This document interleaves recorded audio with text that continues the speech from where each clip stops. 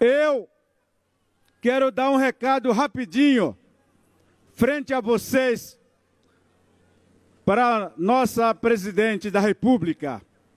Respeitosamente, eu quero dar recado em nome da nação indígena brasileira.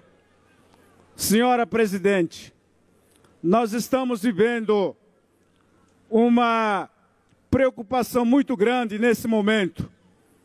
Então eu quero dar dois recados para a senhora. Primeiro, que está havendo uma discussão em torno da PEC 215, que a nossa nação não quer que seja aprovado esse PEC, que se for aprovado acabará com a nossa Fundação Nacional do Índio e com os povos indígenas.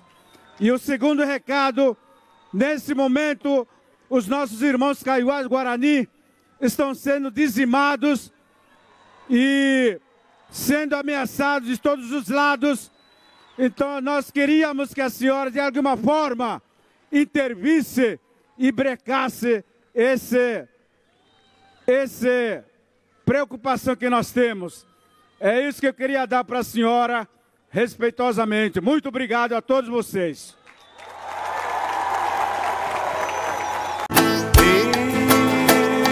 Eu